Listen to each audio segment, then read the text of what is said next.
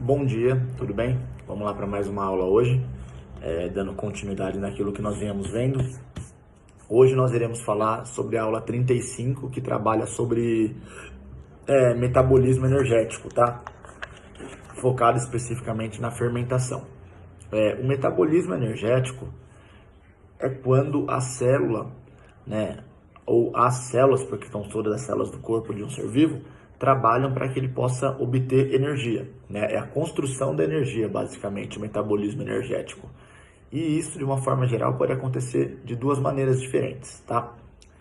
Nós vimos na apostila anterior sobre a respiração celular, não sei se vocês vão se recordar, que era o processo onde as mitocôndrias pegavam o oxigênio que a célula absorveu, aí transformavam esse oxigênio em ATP. ATP é a sigla que representa a molécula adenotrifosfato, que basicamente é a energia para o corpo, né? É tipo o combustível do corpo. Para um carro andar, ele gasta gasolina.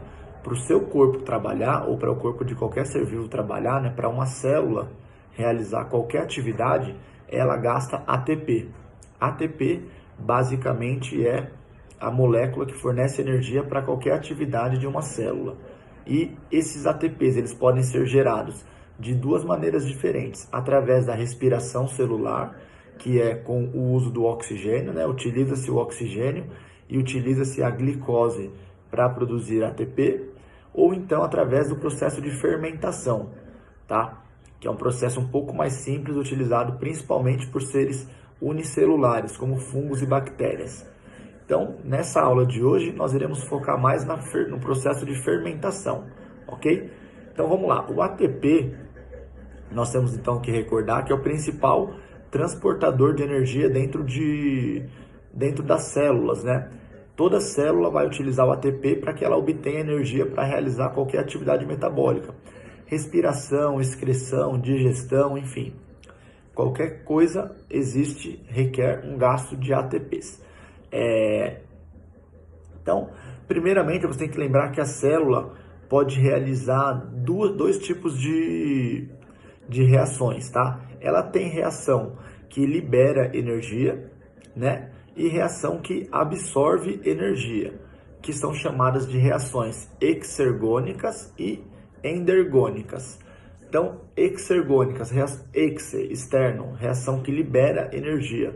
Endergônicas, reação que usa energia, né, que absorvem, ou seja, exergônicas constroem ATP, né, liberam ATP para o corpo poder utilizar depois em outra atividade, e endergônicas são aquelas que utilizam esse ATP que foi liberado, tá bom? Então, vamos lá. A fermentação, primeiramente, é preciso lembrar que ele é um processo extremamente simples, tá? Ela gera apenas 2 ATPs, enquanto a respiração celular gera 36 ATPs. É uma quantidade bastante significativa, né, a diferença entre elas. Mas tem uma explicação principal para isso, tá? A respiração celular é realizada por seres pluricelulares, seres maiores, né? Então, consequentemente, eles precisam de mais energia, porque eles têm um metabolismo mais acelerado, eles realizam uma quantidade maior de atividades, tem todas essas questões. Enquanto o processo de fermentação rola principalmente por fungos e algas unicelulares. Como eles são unicelulares, o seu metabolismo é bastante simples, né? Então, eles realizam poucas atividades, consequentemente gastam pouca energia e por isso precisam de poucos ATPs. Então, 2 ATPs gerados pelo processo de fermentação basta para que eles possam realizar todas as suas atividades, ok? E aí, então vamos falar sobre esse processo de fermentação. Primeira diferença entre a fermentação e a respiração, fora a questão de que a fermentação gera apenas 2 ATPs, enquanto a respiração gera 36, é que a respiração celular é o processo que utiliza o oxigênio e a fermentação é o processo que não utiliza o oxigênio, tá? Então, os seres que fazem fermentação são aqueles seres conhecidos como organismos anaeróbicos, ou seja, organismos que não utilizam o oxigênio, tá bom?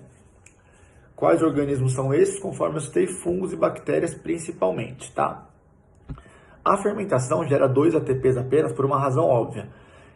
Dentro do processo que vai originar os ATPs, existem 2 moléculas principais, o ADP que é o adenodifosfato, né?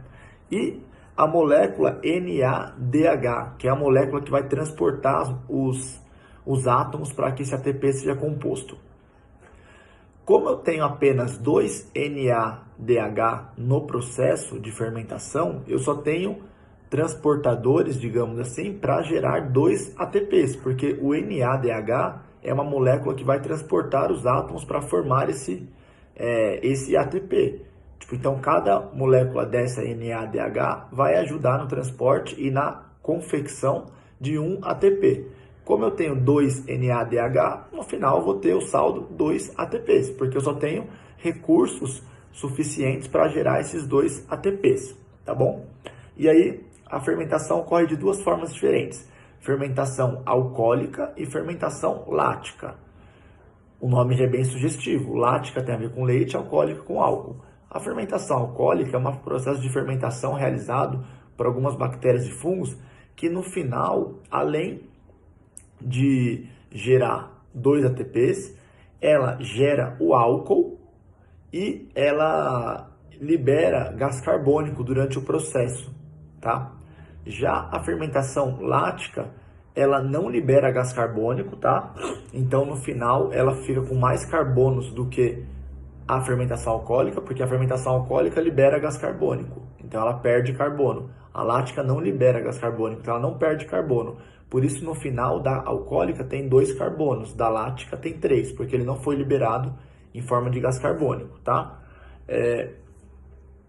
A lática vai ser utilizada para fazer queijos, iogurtes, coalhadas, Danone, todos esses derivados do leite. Aí, enquanto a alcoólica vai ser utilizada para fazer bebidas alcoólicas, como cerveja, vinho, e também vai ser utilizada para fazer massas, tipo pão, bolo. Quando você põe fermento em alguma coisa, isso cresce.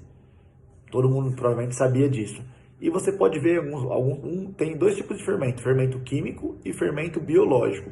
O fermento biológico é utilizado para massas, né, como pães, pizzas, etc. Esse fermento biológico, ele vai fazer uma fermentação alcoólica, ou seja, ele vai liberar o gás carbônico. Conforme eu falei, a alcoólica libera o gás carbônico. Por isso que a massa cresce, a massa infla, porque ocorre uma liberação de ar dentro dela, né? Então, aquele aumento do tamanho se deve ao aumento da concentração de gases no interior daquela massa. Por isso que ela atinge aquele tamanho. E o calor do forno vai fazer ela crescer mais ainda, porque o calor acelera os processos de fermentação. Então, quanto mais calor, mais fermentação, mais gás carbônico liberado e, consequentemente, maior o tamanho a massa vai ficar, ok? Então, basicamente, sobre a fermentação é isso que a gente precisava lembrar. É um processo que gera apenas 2 ATPs, é realizado por seres anaeróbicos, né, que são aqueles que não utilizam o oxigênio. É um processo simples, mas como os seres que realizam eles também são bastante simples, não tem problema. Tipo, a quantidade de ATP gerada, 2, é o suficiente para sanar ali o metabolismo daquele ser vivo que realiza esse processo. Pode ser alcoólica, onde gera álcool e libera gás carbônico, ou pode ser lática, onde gera ácido lático e não libera gás carbônico. Por isso que a lática no final tem mais carbono que a alcoólica, porque a alcoólica liberou gás carbônico. A lática não liberou, conteve todos os carbonos para si, tá bom? E podemos citar também que ela pode ser realizada, né? Tipo, qual que é a aplicação da fermentação por nós seres humanos, industrialmente falando? Bolos, pães, cervejas, vinhos, queijos, iogurtes, Danone. Deixa eu ver se coloquei mais alguma coisa aqui. Não, é isso. Basicamente isso, ok? Então, essa foi a aula de hoje, a aula 35. Eu gostaria que vocês realizassem, por favor, os exercícios da página 25, que é a aula 35, tá bom? E aí, depois eu mando a correção para vocês. Fiquem em paz aí. Tchau, tchau.